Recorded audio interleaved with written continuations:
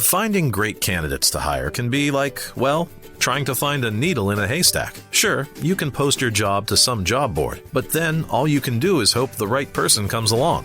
Which is why you should try ZipRecruiter for free at ziprecruiter.com/zip. ZipRecruiter doesn't depend on candidates finding you. It finds them for you. Its powerful technology identifies people with the right experience and actively invites them to apply to your job. You get qualified candidates fast. So while other companies might deliver a lot of hay, ZipRecruiter finds you what you're looking for. The needle in the haystack. See why 4 out of 5 employers who post a job on ZipRecruiter get a quality candidate within the first day. ZipRecruiter, the smartest way to hire. And right now, you can try ZipRecruiter for free. That's right, free at ziprecruiter.com/zip. That's ziprecruiter.com/zip. ziprecruiter.com/zip. Welcome to the Deep Dive. Today, we're plunging into really one of the most talked about legal cases of the year, the federal criminal trial of Sean Diddy Combs. Our mission for this deep dive is to unpack the complex verdict, understand the charges, and explore the far-reaching implications, giving you a comprehensive understanding of what just happened. Yeah, absolutely. We've been watching weeks of pretty intense testimony, the intricate details of the charges, and then that jury's final decision on Wednesday, July 2, 2025, right there in Manhattan Federal Court. You've probably seen the headlines, but we're going to try and go beyond them, really dig into the nuance of what actually transpired. Okay, let's unpack this. The legal saga for Sean Combs. I mean, for many people, it really seemed to start unfolding with that bombshell civil lawsuit. Can you walk us through how that initial filing, and especially how quickly it was settled, sort of acted as a catalyst? Right, that swift escalation, it just immediately broadened the scope. What's crucial here, I think, is understanding how fast a civil matter turned into a full-blown federal criminal investigation. So, back in November 2023, Cassie Ventura Combs' former long-term partner, she filed the civil lawsuit. It had really graphic accusations, sexual abuse, physical violence, coercive control, spanning like a decade. Wow, okay. And then almost immediately, that lawsuit was settled out of court, like within 24 hours. Now, while a lot of people saw that as maybe an attempt to contain the crisis, you could argue it actually had the opposite effect. Right. How so? Well, it seems like Ventura's action kind of emboldened others. Yeah. Because over the next few months, you saw this cascade of civil lawsuits popping up. More allegations, sexual assault, harassment, even systematic human trafficking, forced drug use, these explicit freak-off parties people talked about. So it's quite a leap, though, from a quickly settled civil suit to, federal agents raiding his homes. What really pushed it into the criminal investigation territory? Yeah, it was the sheer volume, I think, and the really serious nature of those civil claims that truly caught the attention of federal authorities. So then by March 2024, you had Homeland Security investigations, HSI, agents executing these very public search warrants, Combs' places in LA and Miami. I remember seeing that footage. It was everywhere. Exactly. Viral videos, federal agents swarming the properties. I mean, that's a pretty clear signal, right? A serious criminal investigation is underway. Then, fast forward to September 2024, a federal grand jury unseals a multi-count indictment against Combs. And then, just weeks before the trial was set to start, April 2025, prosecutors filed what's called a superseding indictment. That brought the total counts to 5. Combs, naturally, through his legal team, Mark Agnifilo, Christina Coram pleaded not guilty to everything. Okay, so let's zero in on those charges because they were heavy hitters. For someone like Diddy facing a racketeering charge under ICO, that must have been huge. Let's really break down what ICO actually means here. Yeah, the prosecution's approach with Count 1, racketeering conspiracy, well, it involved weaving together this really complex story. This was probably the most significant charge they brought forward. Because RICO, it's different. It doesn't just target one crime. It's designed to dismantle an entire criminal enterprise by proving a pattern of these predicate acts underlying serious crimes like, sex trafficking, drug dealing, extortion, things like that. So it's about the whole operation, not just isolated incidents. Precisely. And the very fact they chose to use RICO, I mean, this is a law historically used against, like, the mafia, it really tells you what the prosecution was aiming for. They wanted to portray Combs not just as, someone who allegedly committed crimes, but as the head of this whole criminal machine. But choosing RICO also meant they set a really high bar for themselves proof-wise, and the stakes. Immense. We're talking potential life in prison, huge asset forfeiture. Okay, so beyond the massive RICO charge, what else was he facing? Right. So beyond RICO, there were 2 counts of sex trafficking by force, fraud, or coercion. These came directly from allegations made by Cassandra Ventura and another woman identified just as Jane. Mm. Now, sex trafficking law, basically, it prohibits making someone engage in commercial sex acts using force, fraud, or coercion. A conviction there carries a mandatory minimum sentence 15 years, and it could go up to life. 15 years minimum. Wow. And then finally, there were 2 counts of transportation to engage in prostitution. These are violations of the Mann Act. These also involve Cassandra Ventura and Jane. The Mann Act, it's formerly called the White Slave Traffic Act, but basically it makes it a federal crime to transport someone across state lines or international borders for any immoral purpose, which includes prostitution. A conviction on those counts carries a maximum of 10 years in prison per count. Okay, so 7 weeks of trial. Intense proceedings, you mentioned graphic testimony.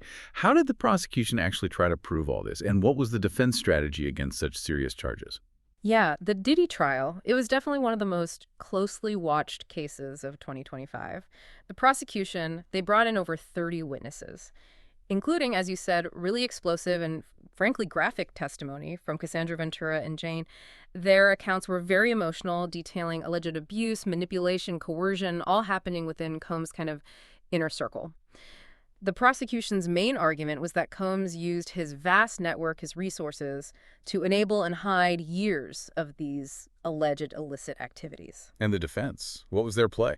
The defense team, Agnifilo and Coram, they went with a strategy of, well, non-cooperation, you could say.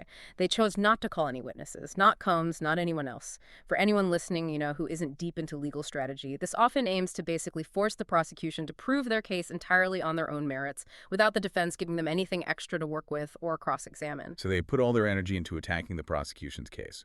Exactly. They focused heavily on aggressive cross-examinations of the prosecution witnesses. They were trying to discredit the testimony, point out any inconsistencies they could find, and basically paint a picture that maybe these were consensual activities or recreational drug use that got twisted or misrepresented. Their core argument, repeated throughout, was simple. The prosecution just hadn't met that incredibly high standard of beyond a reasonable doubt needed for a criminal conviction. Okay, so after all that, more than 2 days of deliberation, the jury comes back, July 2nd, 2025. And it's reported as a partial verdict. Beware. What does that actually mean for you, our listener, and what was the final breakdown from the jury? Yeah, the journey to that verdict wasn't totally straightforward for the jury, it seems. A partial verdict, or sometimes called a split verdict. It just means they reached a unanimous decision on some of the counts, but maybe not all initially. In this specific case, reports suggested they had some difficulty, particularly with the complex Argio charge, but ultimately they did reach a consensus on all 5 counts. And the results were striking. Combs was acquitted, found not guilty on count 1, the big racketeering conspiracy charge. That's huge for him. Absolutely massive. Also not guilty on count 2, sex trafficking involving Cassandra Ventura, and count 4, sex trafficking involving Jane. I mean, this was a profound legal victory for Combs and his team. It took the possibility of a life sentence off the table, avoided that huge potential asset forfeiture tied to RICO. That not guilty verdict basically means the prosecution failed to convince all 12 jurors beyond a reasonable doubt on those really broad, really severe charges. But it wasn't a complete acquittal. No, not at all. He was found guilty on 2 counts. Count 3, transportation to engage in prostitution involving Cassandra Ventura, and count 5, transportation to engage in prostitution involving Jane. So on those counts, the jury did believe the prosecution proved its case. They believed beyond a reasonable doubt that he transported these individuals across state lines specifically for the purpose of prostitution, violating the Mann Act. Right, so the question everyone's asking, is Diddy free? What's his situation right now, and what does this verdict really mean for his future? Yeah, his legal status changed dramatically right after that verdict. Reports said Combs showed, visible relief in the courtroom, which makes sense. Before the trial, remember, he'd been denied bail. There were concerns about witness tampering. So he was actually being held at the Metropolitan Detention Center in Brooklyn since his arrest back in September 2024. So was he released immediately after the verdict? Well, his exact status right then, whether he was remanded back into custody or released on bail, pending sentencing, that would have depended on the judge's ruling, Judge Arun Subramanian, right at that moment. But even if he was released on bail, let's be clear, he's definitely not free from the judgment or the sentence that's coming. Okay, so the focus shifts to sentencing now. Exactly. That's the next major step. Judge Subramanian will set a date for the sentencing hearing. For each of those Mann Act convictions, the maximum sentence is 10 years in prison. Importantly, there's no mandatory minimum sentence for the Mann Act. So the judge has a lot of discretion. A fair amount, yes. The judge will look at the federal sentencing guidelines. Combs's lack of prior criminal history is relevant, but also the specific details of these crimes that came out in the trial. The judge has to decide, how much jail time Diddy will actually get within that 0 to 10-year range for each count. And crucially, whether those sentences will run concurrently at the same time or consecutively, one after the other. Which could mean up to 20 years, potentially. Potentially, yes, if served consecutively at the maximum. Though that might be unlikely, it's technically possible. And this is really critical to remember. The criminal verdict doesn't end things. Not by a long shot. There are still numerous civil lawsuits pending against Combs. Right, those cases that sort of started it all. Exactly. And civil cases operate under a different, lower burden of proof. It's called preponderance of the evidence. Basically meaning more likely than not. It's much lower than beyond a reasonable doubt. So even though he was acquitted of criminal sex trafficking, civil lawsuits alleging similar conduct can and almost certainly will proceed. And those could lead to significant monetary damages, regardless of the criminal outcome. Yeah, that makes sense. This whole case just captivated everyone, didn't it? Media outlets, constant coverage. What does this deep dive really tell us about maybe the justice system itself, public perception, and holding powerful people accountable? It really does highlight some complex issues when you step back and look at the bigger picture. First, definitely the burden of proof. This split verdict, it just throws into sharp relief that huge difference between, widespread public allegations fueled by lots of civil suits and what it actually takes to prove a criminal case, especially complex ones like RICO, beyond a reasonable doubt against a well-defended individual. It's a real lesson in those different standards. Yeah, the legal bar is just so high. It really is. Second, there's that potential disconnect between public perception and the legal outcome. Public opinion gets shaped by all the allegations, the headlines, the civil cases, but a criminal jury has very specific rules and evidence they have to follow. So the verdict might not line up with what many people believe happened. And third, power and accountability. The trial really put under a microscope the extent to which really powerful figures like Sean Combs, immense wealth, influence, huge networks, can they be held accountable for things allegedly happening within those networks? I think the very fact that he was subjected to such a public criminal trial, regardless of the mixed verdict, is pretty significant in itself. This deep dive really has peeled back the layers on a complicated case. It shows just how intricate the legal system can be, especially with high-profile figures, intense public scrutiny, all of it. That verdict on July 2nd, 2025, it's definitely a pivotal moment. But it's clearly not the final chapter in Sean Diddy Combs' legal story. No, definitely not. His acquittal on those most severe charges, RFU and sex trafficking, that's a huge legal win for him. It saves him from potential life imprisonment, saves his financial empire from being potentially dismantled by RICO. But those two guilty verdicts on the Mann Act counts, they're serious felonies.